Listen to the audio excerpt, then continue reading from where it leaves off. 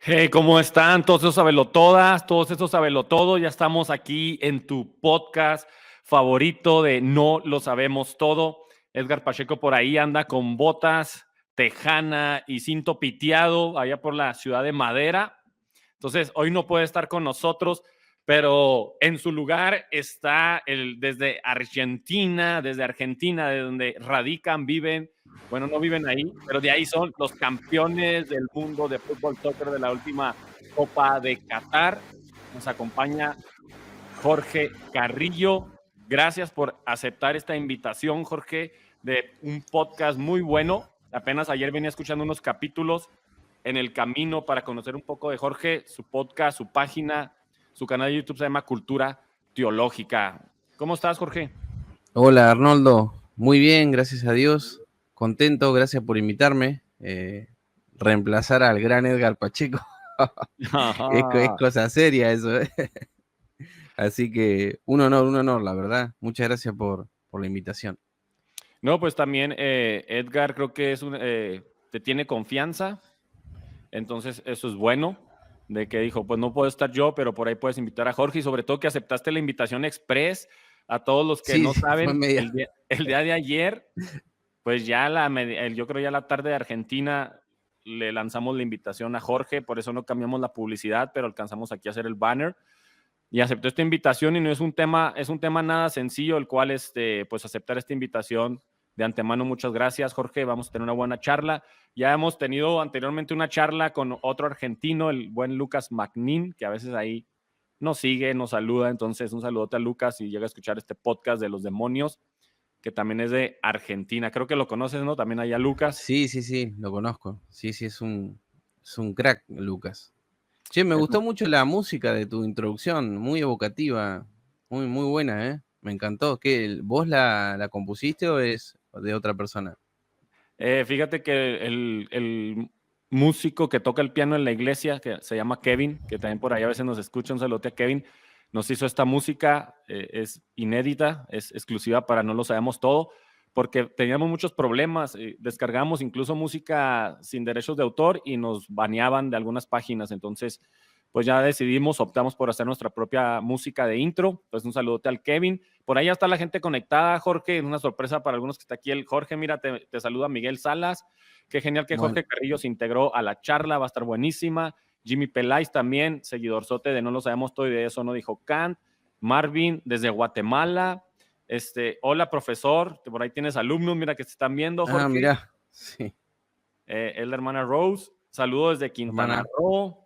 Entonces ya se conectó también gente de Florida, nos sigue gente desde España, de Argentina, de Chile, de un chorro de lados. Saludos a toda la gente que ya se conectó, seguidores de No Lo Sabemos Todo. Y hoy tenemos un episodio que yo creo es el final de la trilogía que empezamos en el especial de Michael Heiser con los dioses. Después, el episodio pasado hablamos de los Nephilims y la cultura del héroe. Y hoy continuamos con el tema de los demonios, que es un tema que va en progresión o se desprende del tema de los dioses y los Nephilim. Pero hoy vamos a hablar de los demonios, Jorge. Y fíjate, históricamente, hasta hace no muchos cientos de años, unos 300 años aproximadamente, la gente seguía creyendo en los espíritus demoníacos, pero mucho, o sea, la gente era demasiado, por ahí se les llama o se les puso un nombre que a mí no me gusta, que se llama supersticiosa. La gente era muy supersticiosa. Yo no veo muchas series, Jorge, pero por ahí hay una serie en Netflix que se llama The Witcher, el hechicero. No sé si has visto la imagen por ahí en Netflix. No, bueno, no veo nada. ¿No ves series o qué? No veo televisión casi, no. Si puros libros, el George, puros libros ahí sí, detrás soy medio cuadradito ese, soy un ratoncito de biblioteca. Pues fíjate que yo no soy tan ratón, yo sí veo series de Netflix, no muchas, pero esta de The Witcher, el hechicero, me gusta mucho, van 2 temporadas, porque trata precisamente del medioevo y cómo la gente creía o era muy supersticiosa y creía en los demonios, y pues precisamente había una casta de hombres que entrenaban para ser hechiceros y encargarse de los demonios, de los exorcismos, de todas estas cosas. Entonces, precisamente esta serie te da un marco o te da más o menos un panorama de cómo creía la gente en la Edad Media en lo espiritual cosa que hoy en día ya no creemos tanto. Hoy la gente, la mayoría de los predicadores, si algo está pasando en tu vida, ya no le eches la culpa a Satanás, Satanás no hace nada contra tu vida. Entonces ya no nos importa el Satanás, ya no creemos que hay demonios que pueden interferir en nuestra vida. No sé qué piensas tú de esto, George. Sí, las sociedades modernas, como vos estás diciendo, descreen de estas cosas, o sea, no es tan supersticiosa, aunque hay mucho, sobre todo en la gente que carece quizá de formación, que carece que es analfabeta, por ahí sí tiene este problema, o no sé si llamarlo problema, pero que tienen esta práctica de la superstición. Pero esto tiene una explicación, ¿no? Vos un poquito nos acercaste al tema.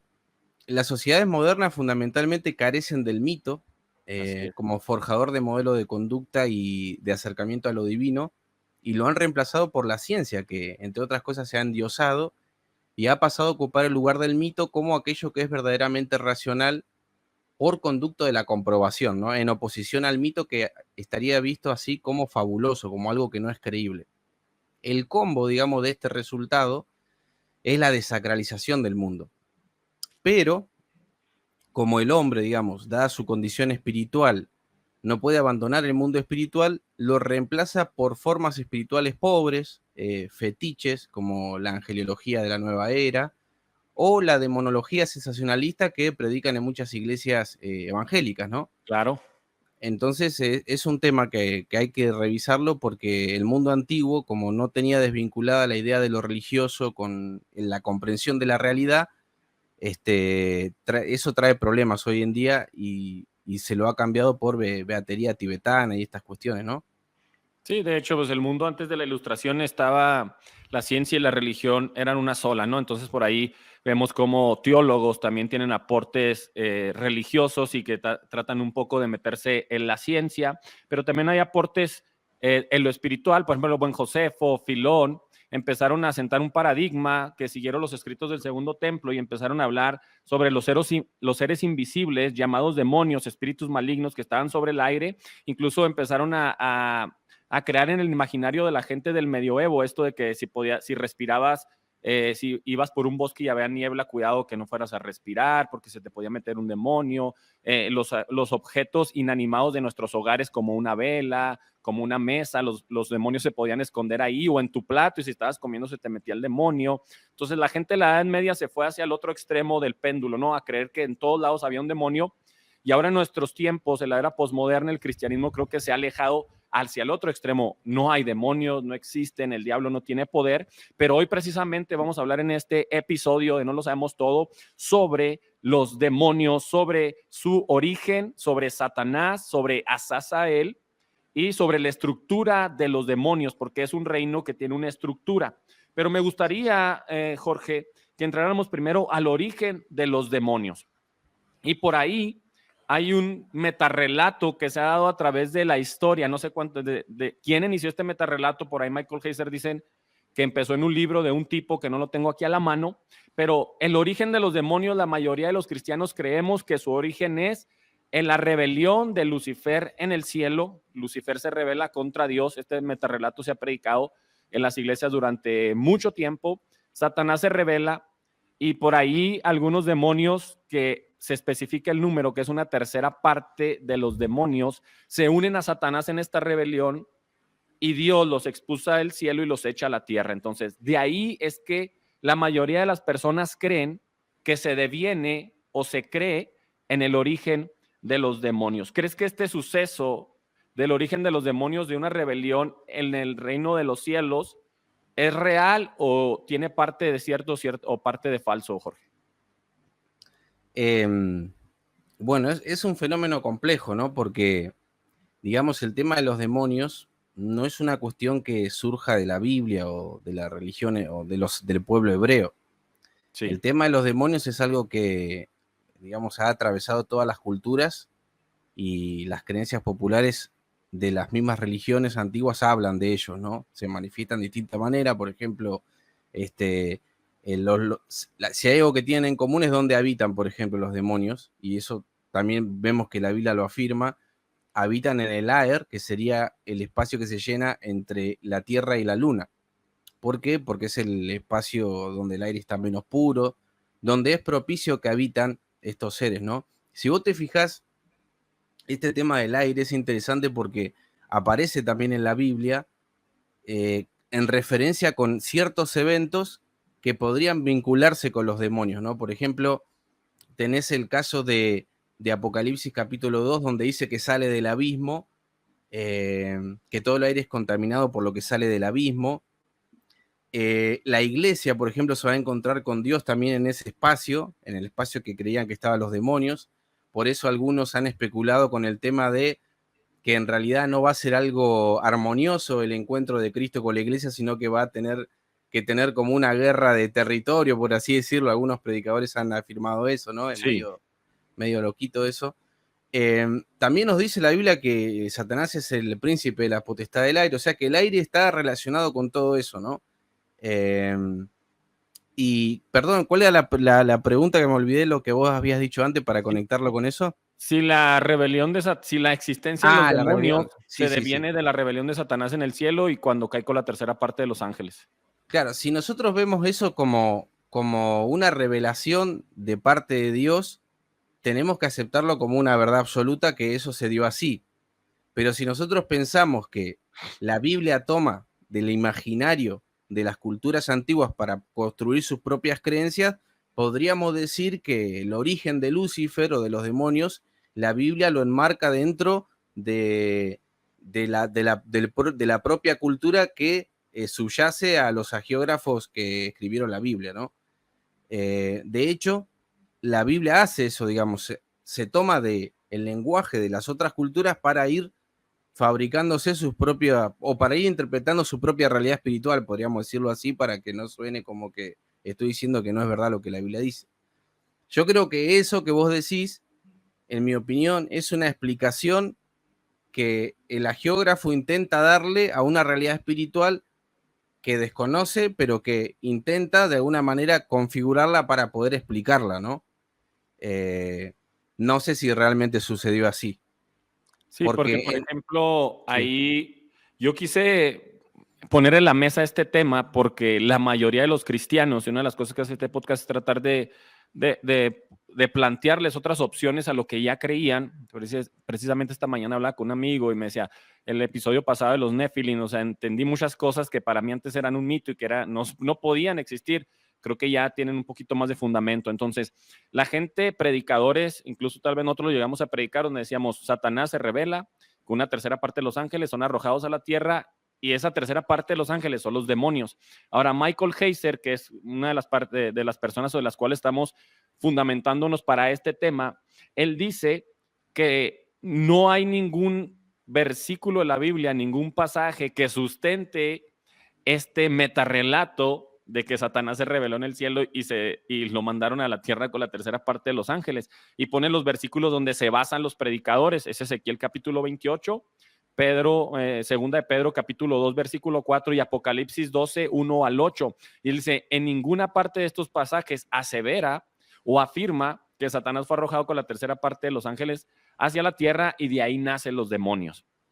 Lo que dice Michael Heiser, Jorge, es que la rebelión de Génesis capítulo 6, que es cuando las mujeres se mezclan con los hijos de Dios, de ahí nacen los Nefilins y de los Nefilim, de la muerte de los Nefilins, dan origen a los demonios. Entonces, por ahí hay gente que dice, wow, pues yo nunca había escuchado esto, pues porque no escuchamos al doctor Michael Heiser, que por ahí tiene un video específicamente hablando de este tema, de cómo es un mito, realmente esto sí es un mito, de que el origen de los demonios viene de la rebelión de Satanás del cielo. Entonces, pero todo lo que tú dices es cierto, también la comprensión, el imaginario que tiene el pueblo judío, la Biblia, acerca de la demonología, del origen de los demonios, pues también se desprende de otros escritos y de otras culturas que estaban alrededor del pueblo de Israel. Entonces, hasta aquí es lo que nosotros creemos o lo que estamos planteando en el podcast, que el origen de los demonios viene de este suceso de Génesis capítulo 6, de la rebelión, de la segunda gran rebelión que tienen los hijos de Dios. No sé qué piensas tú de esto, si habías escuchado algo.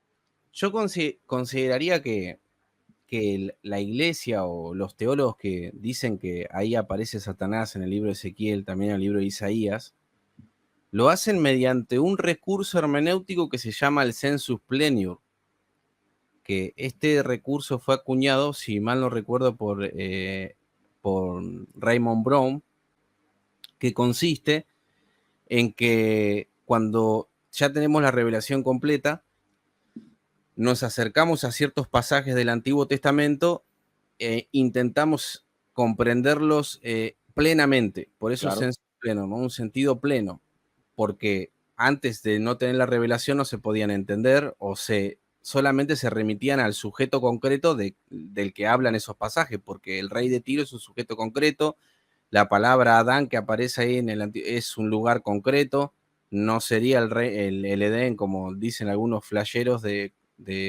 como Alducin, por ejemplo. Entonces, depende cómo lo veas. Si vos lo querés ver como una cuestión donde vos estudiás la Biblia tratando de compararla con otras culturas y otras religiones, tiene razón Heiser. Si vos querés verlo desde un punto de vista teológico, con este recurso hermenéutico también lo podés ver así. Yo creo que depende de la orientación que vos le quieras dar al pasaje. No creo que se pueda de una sola manera ver el pasaje, sobre todo un pasaje que se presta para muchas interpretaciones, ¿no? De todas maneras, hay que decir que el diablo en el Antiguo Testamento no aparece como un sujeto concreto, sino que aparece como un adjetivo. Cuando aparece en Job, cuando aparece en los lugares que aparece, no solamente que no aparece con un nombre propio, sino que además trabaja para Dios. Claro. Entonces, el diablo también es una construcción teológica, y cuando digo construcción, me refiero a que es que poco a poco se va comprendiendo la figura de este espíritu, y que posiblemente la construcción del diablo se haya logrado a través de las religiones iranias, con el principio del mal que explicaba, entre otras cosas, el problema del mal, que después en algún momento me gustaría hacer una acotación sobre ese tema de por qué surge también el tema de los demonios, y desde la fenomenología de la religión se puede explicar, digamos, por qué la gente inventa todas estas historias de corte popular y le dan credibilidad porque necesitan de alguna manera explicar el problema del mal, ¿no? Y otras cuestiones que vive el hombre, las desgracias, los males, etcétera, ¿no? Y no adjudicárselo directamente a la divinidad. Sí, claro. Y es muy interesante esto que dices del sensus plenior, porque ahora nosotros tenemos toda la revelación y es mucho más fácil hacer una crítica ya con todos los documentos en nuestras manos. Creo que Michael Heiser hace esta aportación, pero claro, no es la única. De hecho, la otra vez en el canal de YouTube nos comentaron sobre el video de los Nephilim y se me hace muy interesante que ustedes digan que los dioses van a volver o que están entre nosotros, pero este chico hizo un comentario muy interesante, me gusta lo que hablan, pero yo creo esto otro. Entonces, nosotros aquí estamos precisamente dando una opinión, no estamos afirmando que solamente es esta postura, sino queremos que la gente piense hay otra posible postura. Entonces Satanás no se reveló en el cielo con la tercera parte y de ahí dieron origen a los demonios. Puede ser también esta posibilidad de Génesis capítulo 6 o pueden ser las dos. Ahora estamos hablando de Satanás y de los demonios, Jorge, y aquí hay una pregunta que yo te quiero lanzar, que la puse exclusivamente para que tú la contestes, porque por ahí hay mucha gente que viene a la iglesia y siempre hace esta pregunta, bueno, hermano, yo fui cuando no era cristiano, fui con un curandero y yo estaba enfermo y me curó y fui sano. No sé si has visto los videos que por ahí Edgar también tiene un episodio creo que es en el modo Cerebro Pentecostal, el de Pachita, que era una chamán, una curandera en México, y hay videos en YouTube, hay videos en Google donde ella extirpa tumores, donde le abre la gente y con sus propias manos sana los órganos cancerígenos y cura a las personas y les vuelve a cerrar la herida, o a una persona le está abriendo el cerebro, Jorge, y se ve donde tiene un tumor, es un gringo, y ella le abre y le extirpa el tumor y lo destruye con sus manos. Entonces, dicen, también el mal puede sanar. Entonces, es una pregunta que te quiero hacer. ¿Pueden los demonios o el reino de Satanás sanar a los enfermos? ¿Es una posibilidad? Es una pregunta difícil porque justamente yo he estado estudiando el tema del milagro, y el milagro tiene un componente que es muy, muy difícil de descifrar, por así decirlo, porque lo que uno ve cuando ve un milagro es efectivamente el efecto, pero no ve la fuente, o sea, no ve la causa. Exacto. Y por ejemplo, en el caso de Jesús, pongamos el ejemplo de Jesús en los evangelios. A Jesús lo ven como una especie de mago los fariseos porque le dicen que él hace, digamos, milagros por el poder de Belcebú. Evidentemente, con el milagro no alcanza uno a saber cuál es la fuente. Lo que sí te puedo decir que en el mundo antiguo, sí la gente estaba convencida de que estos espíritus podían, digamos, traer cierta sanación, como también podían traer desgracias, porque no estaba muy bien delimitada la idea de un demonio con la idea de un dios. O sea, como que no está bien delimitada cuál de los dos es, digamos. Claro, muy bueno eso. Entonces, creo que sí podrían curar, pero me atrevería a decir que pueden curar enfermedades de tipo psicosomática, cuestiones así. No te diría la reconstrucción de una pierna o una cuestión así como los milagros que aparecen en los evangelios y que hacía Jesús, ¿no?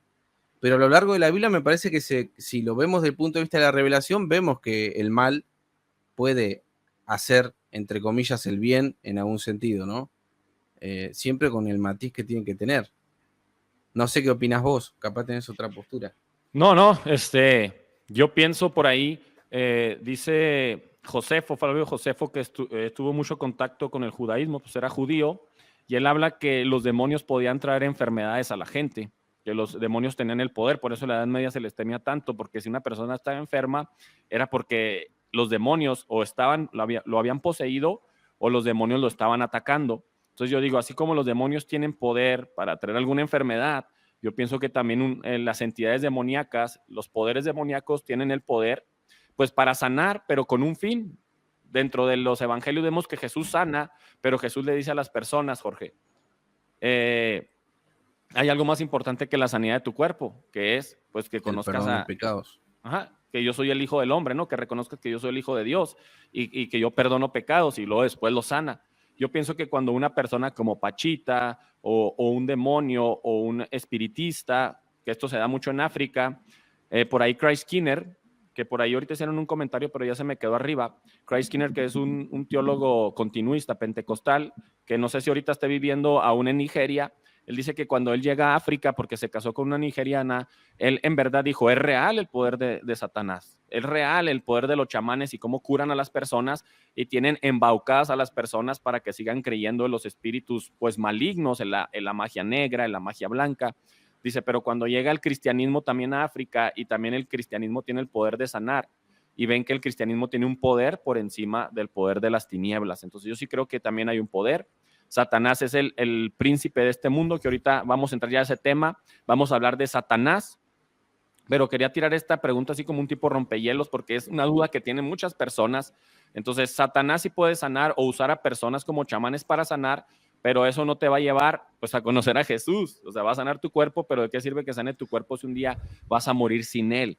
Entonces, vamos a entrar a Satanás, y yo también tengo una duda que me ha salido con estos estudios, porque a través de esos estudios que preparamos para los podcasts, pues también a nosotros nos salen dudas, nosotros no lo sabemos todo, y a mí me salió una duda bien grande, si Satanás es un demonio o un hijo de Dios rebelde. ¿Por qué? Porque Satanás pues es expulsado, porque se rebela contra Dios, ya lo sabemos todos, pero el origen de los demonios, según Heiser, yo estoy hablando de una teoría, no de todo, se da a partir de Génesis capítulo 6 con la muerte de los Nefilins, y los espíritus de los Nefilins son los espíritus malignos o son los demonios como nosotros lo conocemos hoy, pero Satanás está antes de esto. Sabemos que Satanás es el príncipe de los demonios, pero Satanás se puede catalogar como un demonio o no.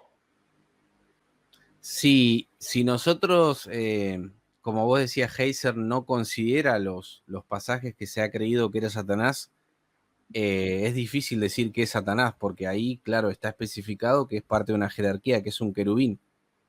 Exacto. Entonces, ahí estaríamos en un tema, en un sin sentido para definir a Satanás, porque no lo podríamos ubicar en ninguna jerarquía. Sí, no sabría qué decirte respecto a eso. Yo siempre he creído, digamos, que Satanás pertenece a una jerarquía, o pertenecía, ¿no? Y decía que era un querubín, ¿no? A través de ese pasaje. Pero es cierto que si vos ubicás el origen de los demonios de Génesis 6, te queda ahí algo que inconcluso. Y bueno, pero, perdón, porque yo, este autor veo que lo citan mucho, yo no lo he estudiado. He estudiado otros libros de escolástica, como Dionisio la Areopagita, otras cuestiones. Claro. Pero él, ¿qué sostiene que es real eso de Génesis 6? ¿Cómo lo postula él? Sí, él Génesis capítulo postula 6. que lo que sucede en capítulo 6, y él se apoya en libros pseudoepigráficos, en libros apócrifos, en el libro de Enoc, en las culturas cananeas, en las culturas sumerias. Entonces, une todos estos relatos y ve que son similares, como otras culturas sí creen que en verdad hubo dioses que descendieron y se combinaron con humanos y nacen los Nephilims. Entonces, de ahí el Él cree nacimiento. que eso es una realidad de hecho, no cree que es una explicación, que es un mito que explica otras cosas, digamos. Sí, él lo ve un poco más literal, que de ahí nacen los grandes hombres que vinieron a la tierra, que vinieron con grandes poderes. Por ejemplo, ahí tenemos a Nimrod, que también viene en la Biblia, en Génesis creo que capítulo 7, y él cuenta toda esta historia y todo lo va entrelazando, y él dice que otros libros apócrifos, otros libros deuterocanónicos, dicen que a la muerte de los Nefilim da origen a los demonios. Entonces, aquí me surge la duda a mí, si Satanás no está antes de los Nephilims, entonces Satanás no entra dentro de la categoría de los demonios. Incluso él dice que los dioses o los hijos de Dios que se combinaron con las mujeres, pues tampoco son demonios, son ángeles caídos, Sí, pues pero dice hijo ellos de siguen Dios. siendo hijos de Dios. Claro. Más o menos por ahí te lo explico el panorama. Sí. Ah, mirá, no sabía que él pensaba que eso era literal. Yo más que lo veo como de otra forma eso. Sí, Por dale. ejemplo, cuando yo veo que yo entiendo esto, mira, del Antiguo Testamento, yo no entiendo que el Antiguo Testamento hay que interpretarlo más teológicamente que históricamente. Entonces yo ya de entrada le empiezo ya a sacar ese contenido de literalismo al Antiguo Testamento. Por ejemplo, cuando yo veo el libro de Enoc, o en parte el libro de los jubileos, cuando yo veo ese libro y veo que los hijos de Dios, que son estos seres, ¿no? que se vinculan con las hijas de los hombres, y de ahí salen los nefilim, y veo que ellos son los responsables, digamos, de enseñarle a los hombres la ciencia, las artes, todo eso, todo lo que sería el conocimiento humano, yo lo que encuentro ahí es una cuestión teológica que ese libro está queriendo mostrar, digamos. ¿Cuál es la cuestión teológica que está queriendo mostrar? Es que el pecado original, el origen del pecado original ya no es la mujer ni es el hombre, sino que son estos seres. Yo veo esto como teodiceas, que lo veo en el mundo antiguo y lo veo también en la Biblia. Que son formas que los hombres se sacan de la galera para poder explicar su propia condición humana. Entonces, cuando yo veo estas cuestiones del libro de Enoc, no le doy un sentido literal. Pero debo reconocerte una cosa, que los escritores bíblicos, tanto Pedro como Judas, lo interpretan literalmente. Sí. Porque ellos se hacen eco de estos libros, fundamentalmente estos dos, que son como mini apocalipsis en algunas partes. Pedro con el Tártaro, que es donde están en las mazmorras, que eso habla mucho el libro de Enoc, y Judas, que relaciona a Sodoma con estos, ¿viste? Utiliza la palabra griega ahí, heteron, que significa carne distinta o carne diferente, sería como traducido literalmente, que estaría implicando que en Sodoma y Gomorra, cuando quisieron violar a los hombres, querían tomar de una carne distinta. Entonces, cuando los hijos de Dios se acercan a las hijas de los hombres y le engendran hijos, se hizo una mezcla entre carnes distintas. Eso, ¿no? Yo lo entiendo, pero prefiero entenderlo así, digamos. Sí, que está muy interesante tu postura igual, porque te digo, nosotros estábamos en una narrativa del doctor Michael Heiser, pero tú tienes otro panorama más amplio y aparte tienes el punto de vista teológico, entonces nosotros estamos dando un punto de vista. El doctor Michael Heiser fue erudito de las culturas sumerias, entonces él estudia mucho los textos sumerios, pero más basado en un contexto histórico. Entonces tú nos estás dando una opinión desde el punto de vista teológico y cómo lo trataron de interpretar o plasmar los escritores de la Biblia. Muy interesante también esto que tú nos estás dando. Por ahí la gente que sigue conectada, ya estamos casi 60 conectados. Por ahí el hermano Miguel dice, me van a operar, pero no me quise perder el podcast. La caja de la Biblia, por ahí también nos saluda. Arce, el hermano Arce. Y por ahí yo no lo conozco, Sando Art, dice, pero que no te dé miedo, Carrillo. No sé quién es, a lo mejor es un alumno tuyo o alguien que también sigue ahí sí, por ahí. no sé. Sí, por ahí tu podcast. Un saludo a toda la gente que se sigue conectando.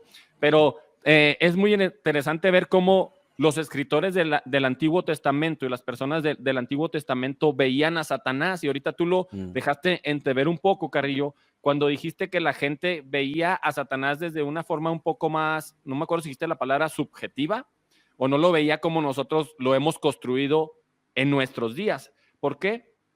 Porque la gente en el Antiguo Testamento no veía a Satanás como el engañador, como el demonio principal, no lo veía como ese ente del mal que quería destruir a los hijos de Dios. Entonces, ¿nos podrías explicar un poquito eso que ahorita ya nos dijiste? Sí, lo que pasa es que el Antiguo Testamento, como te decía, tiene distintas teologías, ¿no es cierto?, que se ven reflejadas. Claro. En algunos casos, por ejemplo, hay una lista de demonios, por ejemplo, de personajes así míticos en el Antiguo Testamento. Te menciono alguna como para ir dándote el desarrollo de la explicación, ¿no? Como para mostrarte que la cultura popular refleja una idea, pero que los mismos hagiógrafos del Antiguo Testamento la van corrigiendo también. Por ejemplo, mira, ya sabemos que la Biblia, esto lo salteo el tema de Deuteronomio, que prohíbe consultar a los difuntos que están relacionados con los demonios. El sacrificio a estos espíritus también el Levítico los prohíbe, pero aparecen algunos personajes, por ejemplo, los Sedim, que son genios o demonios. Esto aparece, si los hermanos lo quieren apuntar, en Deuteronomio 32, 17, aparece esta palabra hebrea, Sedim, que son genios malignos. Aparecen los famosos sátiros, que se les dice en hebreo Seirim, en Isaías 13, 21, y que dice algo interesante, que habitan los desiertos, como ocurre en el Nuevo Testamento, que son los lugares donde habitan los demonios por lo general, ¿no? El aire Claro. y el desierto, ¿no? Aparece el Elite, que seguramente lo has escuchado, que es una especie de espectro. En el pueblo hebreo se ha especulado mucho sobre él. Aparece en Isaías 34, 14, donde dice que es el monstruo nocturno, se suele traducir, ¿no? Y aparece, que seguramente lo vamos a desarrollar más adelante, el tema de Azazel, Sí. este macho cabrío, ¿no? Y así como aparecen, digamos, estos demonios en el conocimiento popular de la gente, y que el Pentateuco y los profetas lo mencionan, también aparece la idea de eliminar a los demonios. Y ahí aparece como otra teología, y de adjudicarle el mal a Dios, para no quitarle de alguna manera, o para desmitificar a los demonios, en el sentido de que Dios es el que tiene el control de todo. Si vos, por ejemplo, lees 1 Samuel 16, 14, dice que el espíritu que va a tentar, digamos, que va a calmar el espíritu que está atormentando a Samuel viene de parte de Jehová. En 2 Samuel 24:1 también tenés que viene de parte de Jehová, y en Job también, porque en Job ese espíritu que aparece ahí es mucho más fácil entenderlo como que viene de parte de Dios, o es parte de la corte de Dios, antes que verlo como Satanás ya completamente revelado a través del Antiguo Testamento, ¿no? O, si mal no recuerdo, creo que es Reyes capítulo 22, cuando hay uno que separa la presencia de Dios, dice, yo voy a ir y voy a hacer lo que vos sí estás pidiendo, le dice a Dios, ¿no? Y que va a engañar al rey Acab, ¿no? Algo así. Claro, exacto. Entonces yo creo que hay una especie de mezcolanza, digamos, en el Antiguo Testamento respecto de lo que se cree de estas cosas. En última instancia, lo que sabemos realmente lo terminamos de comprender con el Nuevo Testamento. Pero es muy difícil abordar cuestiones del Antiguo Testamento, ya sea el tema de los demonios, como sea la vida después de la muerte, o el alma, lo que sea, ¿no? Porque está como en un proceso primitivo que no permite hacer distinciones para concluir cosas que den algo satisfactorio, ¿no? En lo que uno quiere encontrar ahí. Sí, fíjate, Entonces, ahí en los pasajes que tú tocas, disculpa que te interrumpa, sí, tocaste varios pasajes, ¿no? Tocaste el pasaje de Job, segundo de Samuel, el pasaje de Reyes también, cuando un espíritu va y engaña. Por ahí dicen que en el Antiguo Testamento la gente no creía en un ser, en un rey de los demonios, o en un príncipe de los demonios llamado Satanás. Ahí aún no estaba construido, ni siquiera teológicamente o narrativamente, un ser poderoso sobre todos, o que peleaba contra Dios y que era el príncipe del mal, sino que la gente en el Antiguo Testamento, dicen algunos escritores, que ellos creían en múltiples satanases, que fueron parte de la demonología de los textos judíos del Segundo Templo. Ahora, estamos hablando que ya se empieza a hacer un poco más de teología o a ordenar un poco más el concepto de la demonología, de los demonios, de los espíritus malignos, hasta la época del Segundo Templo, que estamos hablando 300 años, 400 años, 200 años antes de que viniera Cristo. O sea, el Antiguo Testamento abarcó un lapso aproximado de 1500 años. Estamos hablando que la última parte, antes de que venga Cristo, es cuando la gente empieza a interesarse más y por hacer teología y escribir libros como los pseudoepigráficos o los apócrifos, donde mencionan ya estos espíritus. Entonces ellos dicen que el Antiguo Testamento en ninguna parte afirma que hay múltiples satanases, pero hay versículos donde hace mención de seres divinos que tienen el mismo oficio que de Satanás, que es el oficio de engañar a la gente. Entonces, esto se me hizo interesante porque ellos no veían, igual que nosotros, a Satanás, ni siquiera los escritores de la Biblia, ¿no? Del Antiguo Testamento. Exactamente. Y vos mencionaste la idea del judaísmo del Segundo Templo, que es muy importante eso porque hay gente que no le interesa eso, pero realmente no es posible comprender ciertas ideas o conceptos que emergen en el Nuevo Testamento que responden a esa época. Por ejemplo, el primer poseso o la primera idea de posesión demoníaca que tenemos, me parece, quizás si tenés otra, decime, me parece que está en Tobías capítulo 6, versículo 8, donde dice que se hace como una especie de rito por un hombre que ha sido atacado por un demonio o un espíritu maligno, ¿no? Sí. Y después de repente tenemos en el Nuevo Testamento que las personas pueden ser poseídas por los demonios, ¿no? Entonces es como que se va corriendo el velo y ese velo lo va corriendo esta literatura. O sea, vos recién mencionabas a Michael Heiser, él con la teoría esta de los hijos de Dios que aparece en Génesis, toda esa literatura está en esa época, en la literatura apocalíptica. Entonces, tenemos que de alguna manera darle un estatuto a esa literatura, darle un nivel que muchas veces no se le ha dado en el pueblo evangélico, ¿no?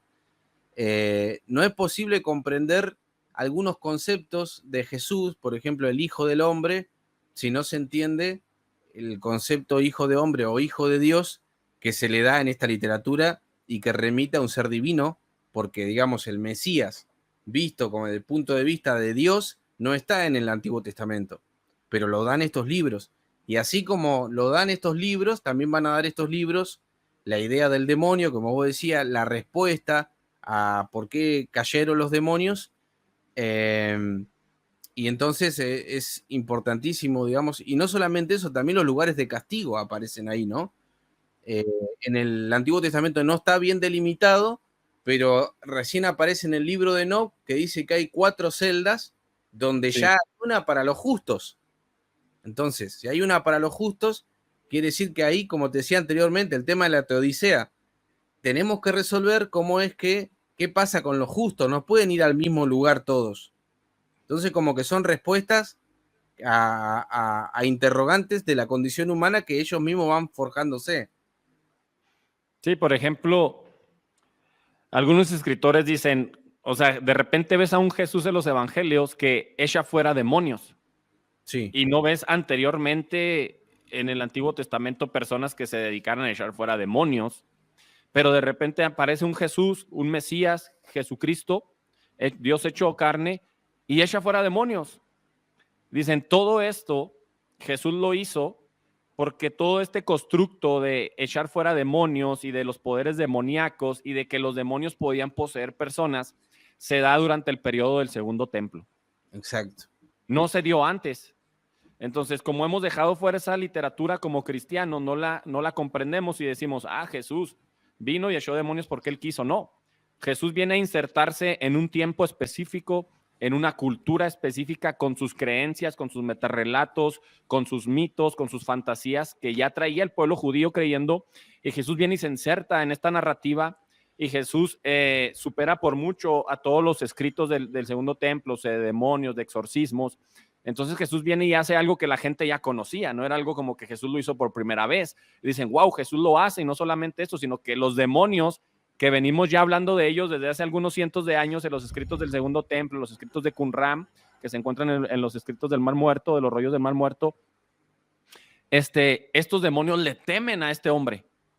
Y es cuando pues la figura de Jesús aún crece más, ¿no? Porque no solamente sana enfermos, sino que también echa fuera a los poderes del mal. Entonces, es interesante esto de los escritos del segundo templo que tú también traes aquí a la mesa, Jorge, pero también quiero entrar a una parte muy interesante que es a la figura de Azazel, porque viene la Biblia y porque viene la Biblia, Jorge, en uno de los acontecimientos más importantes que había para el pueblo judío o el pueblo de Israel en el año, que era el día de la expiación, donde el sumo sacerdote hacía expiación por todo el pueblo, por el pecado de todo el pueblo, y llevaba a 2 animales, llevaba a una cabrita, y si no me equivoco también era a una oveja, no sé si eran 2 cabras o era una oveja y una cabra, pero una la sacrificaba y pues ahí la sacrificaba ahí en el tabernáculo o en el templo, pero la segunda se le pone un nombre y se le llamaba la cabra Azazel, y esta cabra se le lleva al desierto para que esa cabra pues quede un día, después de día, no sé, muera o sea devorada por los animales salvajes en el desierto, ¿no? Por las fieras. Entonces, este nombre viene en la Biblia, pero también este nombre de Azazel es asignado para un demonio. Y por ahí hay escritores que dicen, o era un demonio que era muy similar en rango a Satanás, o era el mismo Satanás, que los escritores del Antiguo Testamento aún no lo sabían. Entonces, ¿qué puedes decirnos tú o qué sabes tú de la cabra Azazel? Como una cabra que se sacrifica en el día de la expiación se le pone el nombre de un demonio. Está raro, ¿no? Sí, no, hay muchas cosas ahí detrás porque es una cuestión recurrente, y esto lo he visto muchas veces en los escritos bíblicos, que cuando hay un personaje en la Biblia o un evento o un acontecimiento que queda inconcluso, genera la elucubración o la especulación de las personas. Por ejemplo, Enoc. Luego sale un pseudoepígrafo de Enoc porque es un personaje interesante. Dice muy poquito de él y lo poquito que dice es fabuloso. Se va con Dios. No murió, por ejemplo. Especulación y inclusive hasta teología, ¿no? Melquisedec, otro, por ejemplo.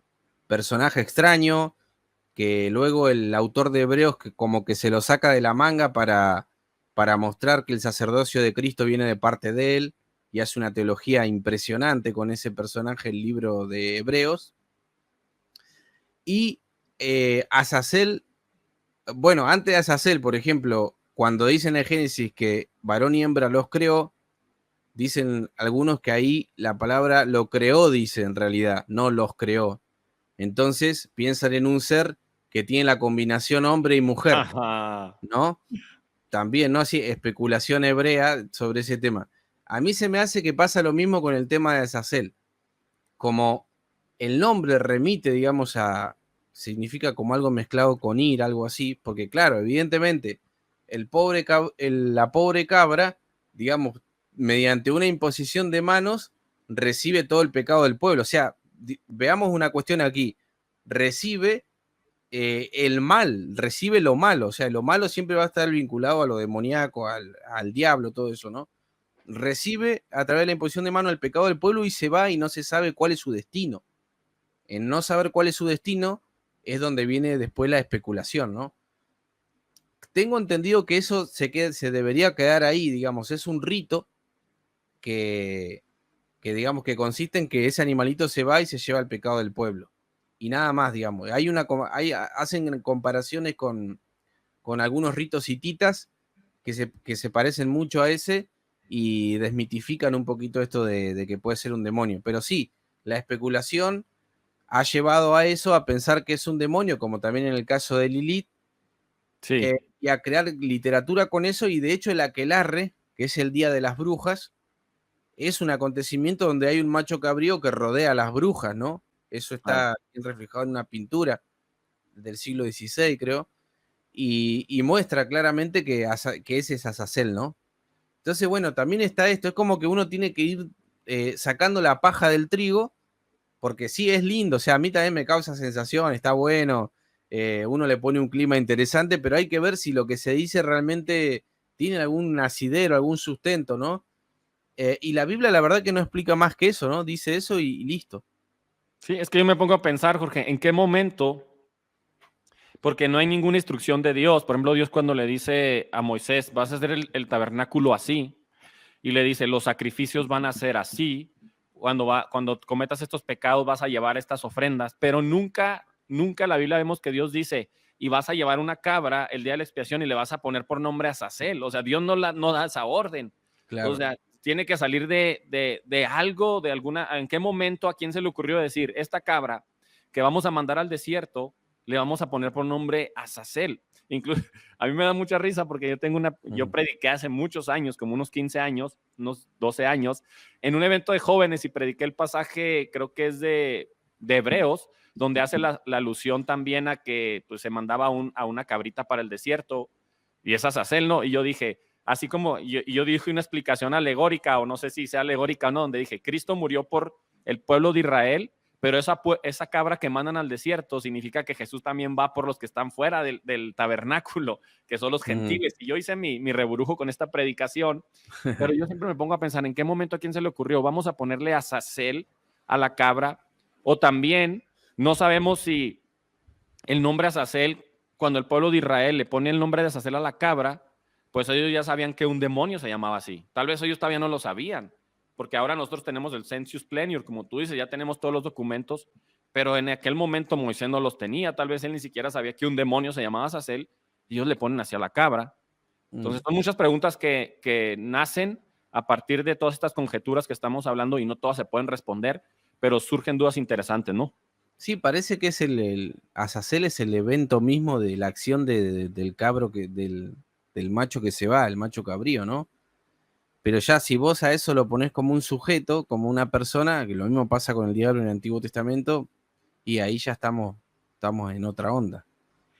Pero bueno, es complicado el tema igual porque siempre es muy poco el margen de pasarse para el otro lado después de no creer nada, ¿viste? Por ejemplo, sí, claro. Hay que ver los comentarios que está preguntando si Jesús caminó sobre las aguas y todo es mito. Ojo que acá hay una concepción errada también de lo que es mito, porque mito para mí no significa lo fabuloso y lo falso. Para mí mito significa aquella narración racional que intenta explicar que es un modelo de conducta y de vida y también de cosmogonía y de orígenes, ¿no? Que explica todo eso. No lo veo yo como un mito en ese sentido, como algo mentiroso. Y la palabra mito tiene esa connotación en el mundo moderno, ¿no? El mundo moderno, el mundo antiguo no tenía la misma connotación la palabra mito que la tiene hoy, ¿no? Por ahí nos pregunta Humberto Ortega, ¿dónde anda el Edgar? Anda con cinto piteado, con una tejana ya por Madera, Chihuahua, trabajando. Hay fuentes y textos perdidos. Por ahí nos dicen que el doctor Michael Heiser da una excelente explicación de Azazel. Sí lo hace, pero también estamos hablando de que hay otras posturas aparte de la del doctor Michael Heiser. Entonces, vemos que este Azazel pues ya también se usa como un ícono, como tú lo dices, en el aquelarre de las brujas, lo podemos ver en la simbología del satanismo, a esta cabra, a este macho cabrío que lo utilizan, que se supone que lo sacrifican también en sus ritos que tienen ellos, porque es una imitación de lo que hacían también el pueblo de Dios en el Antiguo Testamento, ¿no? Pero también podemos ver que por mucho tiempo la gente tiene una duda si los demonios son fantasmas, porque se ha predicado o se han hecho metarrelatos, Jorge, de gente que dice es que los fantasmas no existen, que el fantasma es una aparición, o que eso también creían los griegos. El fantasma, la palabra en griego significa nada más aparición. Entonces, por mucho tiempo algunos predicamos de que los fantasmas no existen, que son demonios que simplemente toman forma de una persona que ya murió, de un humano. Entonces, ¿puede un demonio ser un fantasma o no? Yo ese tema lo he estudiado un poco desde la escolástica, desde Santo Tomás. He estudiado un poco la angelología. Creo que hay dos explicaciones sobre eso. Si estamos hablando de un espíritu, ya sea un demonio o un ángel, no es posible de ser visto, digamos, porque no pertenece al mundo material, sería una forma pura. Según Santo Tomás, las cosas de la realidad material están conformadas de dos principios. Esto lo toma de Aristóteles, el principio dilemórfico de materia y forma. Y la materia es informada por la forma, entonces le da consistencia, por eso a través de los sentidos nosotros podemos ver lo que son las cosas. Ahora, Santo Tomás inventa esto que es muy rico, muy interesante, que él habla de formas puras. Formas puras serían los espíritus que no tienen materia, pero que sí que tienen forma, pero no es posible ser captado por los sentidos. Por lo tanto, un demonio no se podría ver en ese aspecto. Pero dice, para explicar, por ejemplo, ciertos relatos del Génesis, cuando, por ejemplo, tenemos en Abraham que dice que Jehová como que se materializa, ¿no?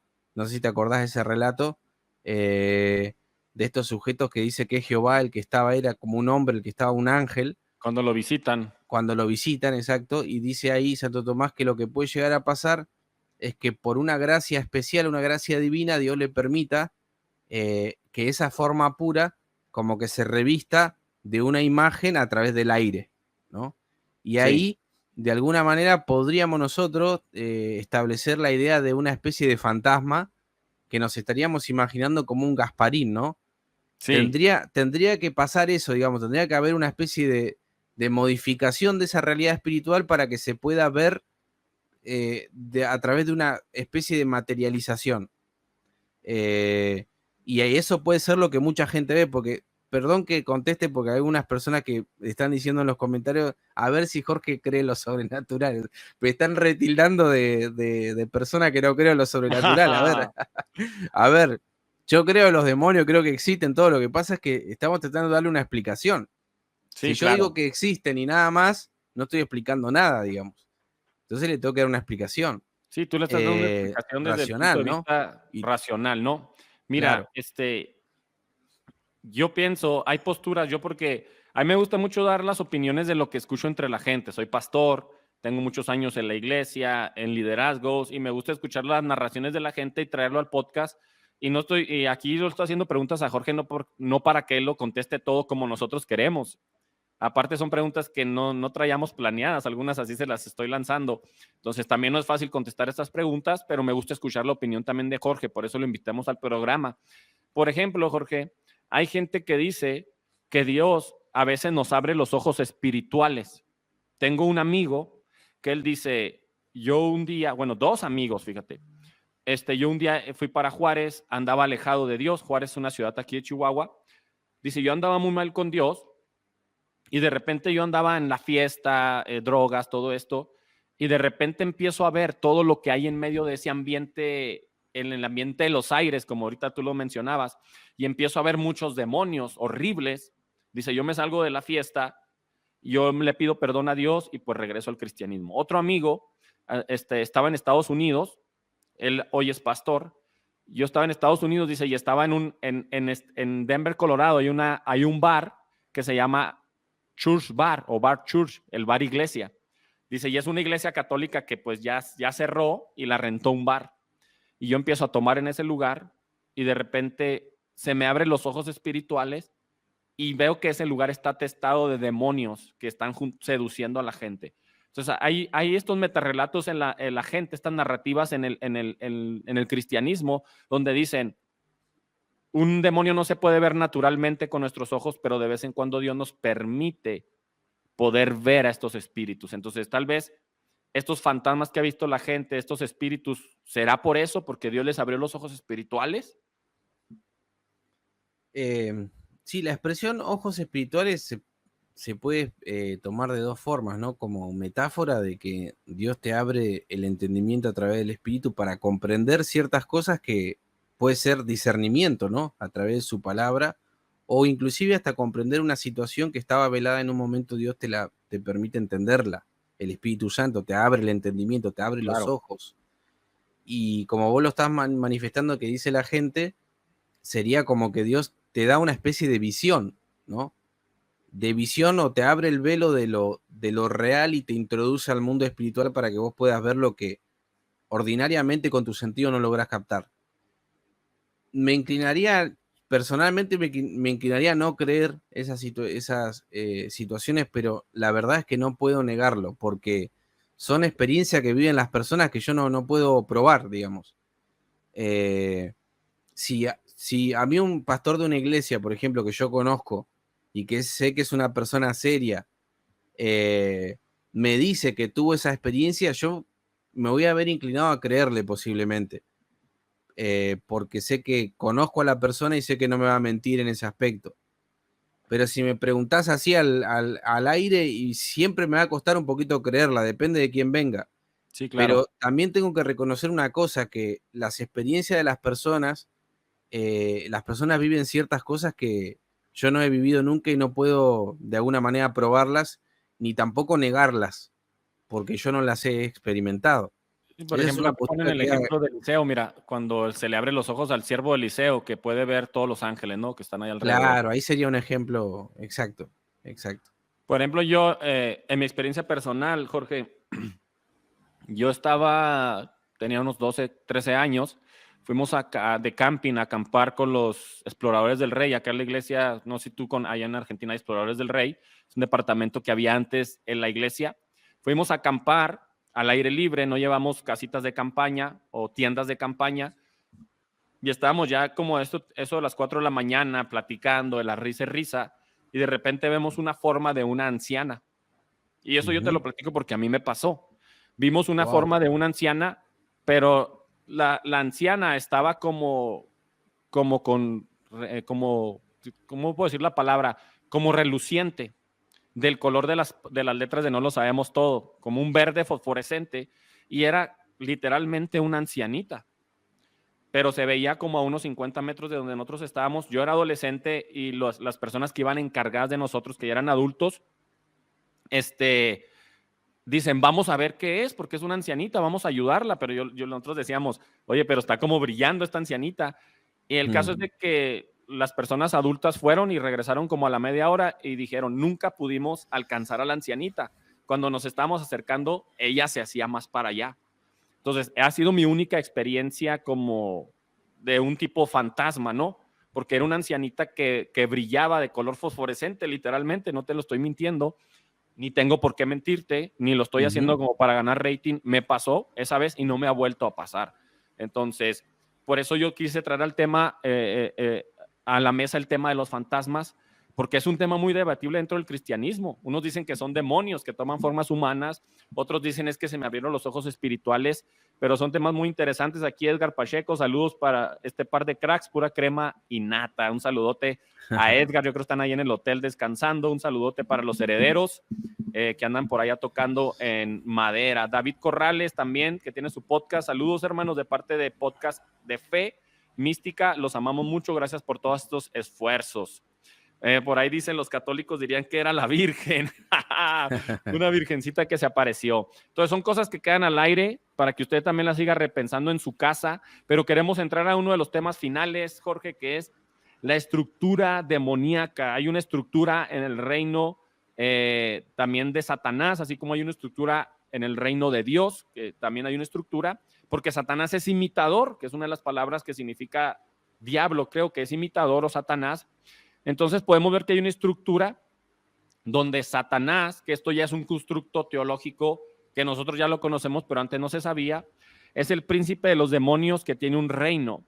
Pero lo que podemos ver y me llama la atención, Jorge, es que en el Nuevo Testamento ya Pablo empieza a traer en sus cartas ciertos versos donde habla de una estructura de demonios. Entonces, ¿qué nos puedes decirte un poco de esto?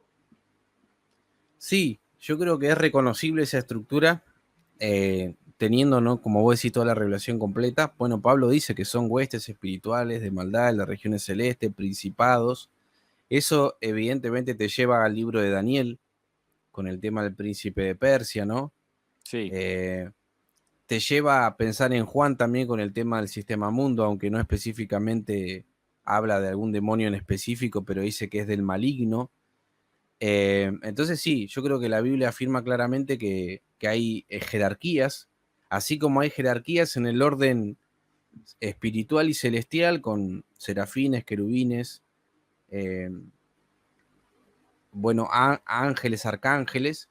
También entiendo que hay jerarquías del otro lado, ¿no?, del lado del mal.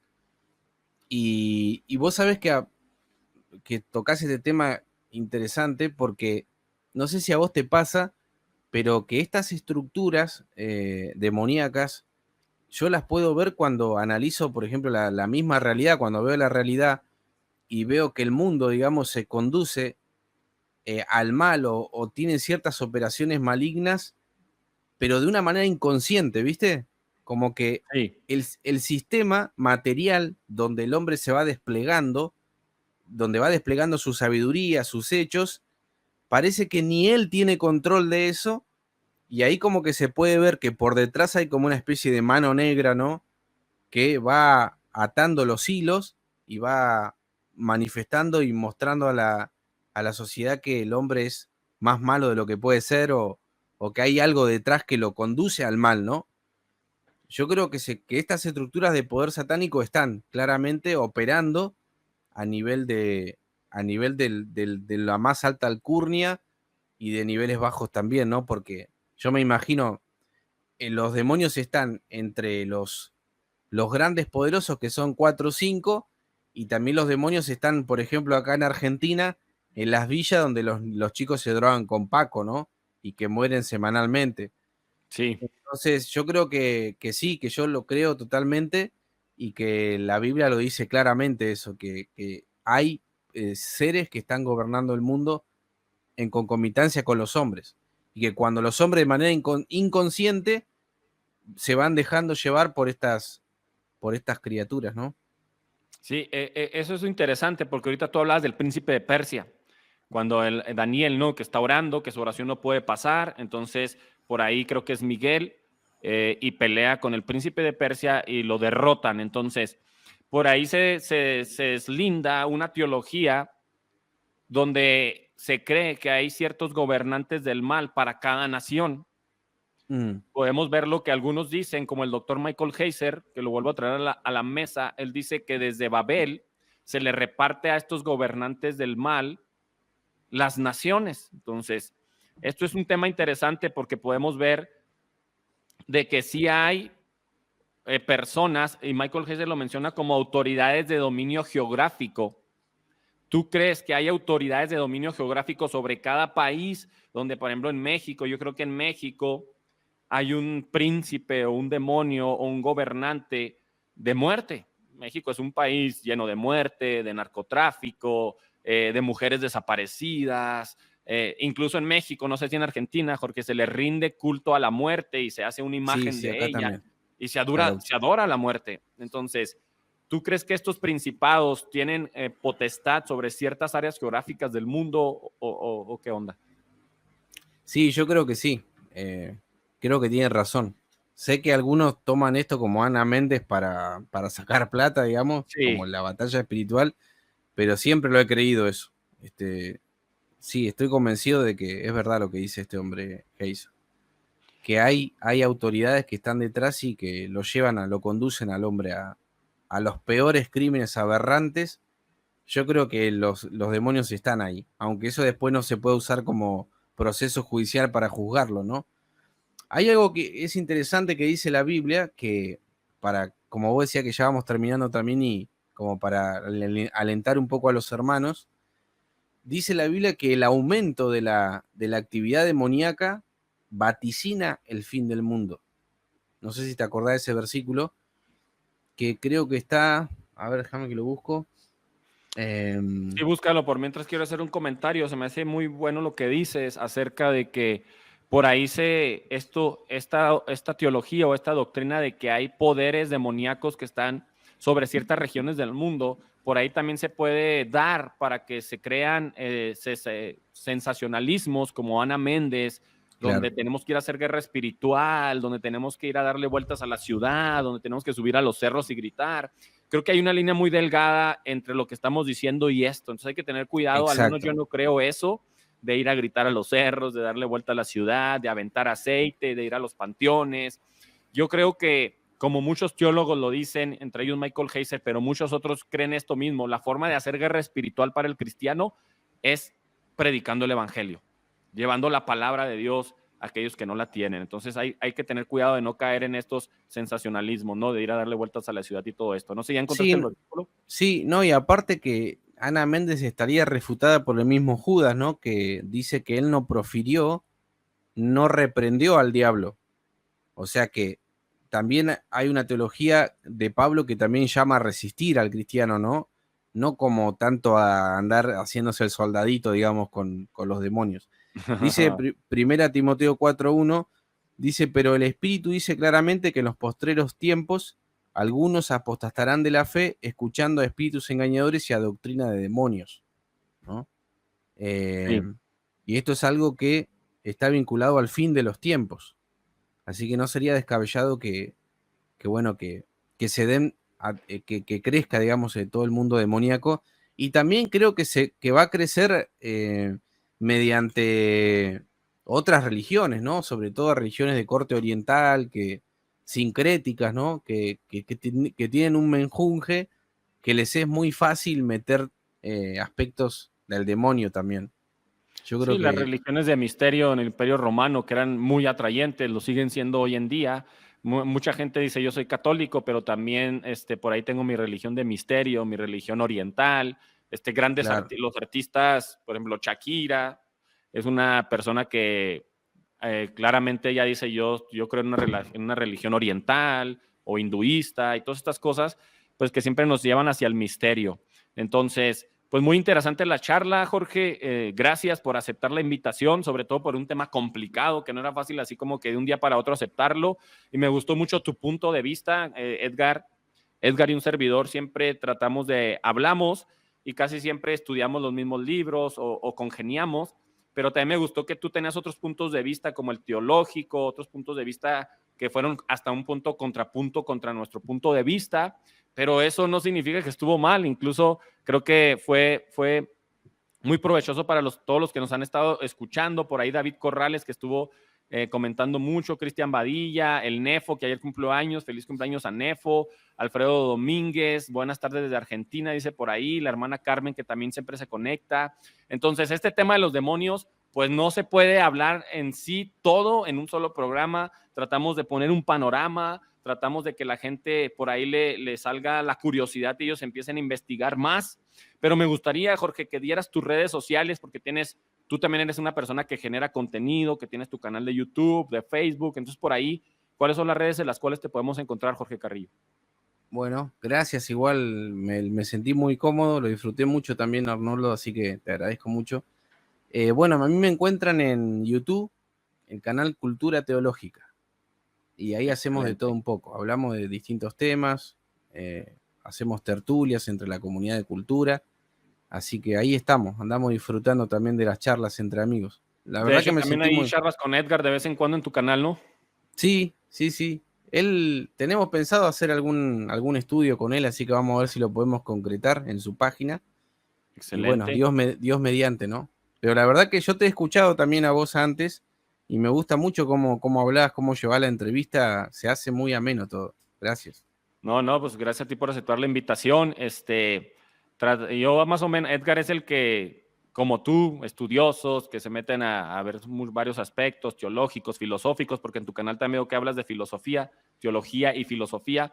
Y yo trato de traer a la mesa mucho la narrativa de las personas, meter ahí a veces en problemas también al Edgar, ¿qué piensas de esto? Entonces, qué bueno que aceptaste la invitación a la entrevista. Por ahí nos mandan saludos desde Lima, Perú también. Por ahí dicen que se lo perdieron, pues va a quedar grabado, ustedes saben, lo subimos a Spotify el día lunes y queda grabado, en unas horas ya está también, bueno, ya queda ahí grabado en YouTube. Saludos al hermano Gustavo Arias. También nuestras redes de No Lo Sabemos Todo, antes de despedirnos, pues ya saben que estamos en YouTube como No Lo Sabemos Todo, en Facebook estamos como NLST, en Spotify estamos como No Lo Sabemos Todo, por ahí suscríbanse al canal de No Lo Sabemos Todo, también suscríbanse al canal de nuestro hermano Jorge Carrillo. Entonces hay que apoyar los contenidos teológicos, filosóficos, que siga creciendo la comunidad. Entonces, gracias. Tuvimos casi 80 conectados. Ahorita ya están empezando a salir, pues porque ya nos estamos despidiendo. Entonces, Dios les bendiga. Fue un gusto estar una vez más en tu podcast. No Lo Sabemos Todo con el tema de los demonios. Un saludote y hasta luego, Jorge. Hasta luego, Arnoldo. Bendiciones.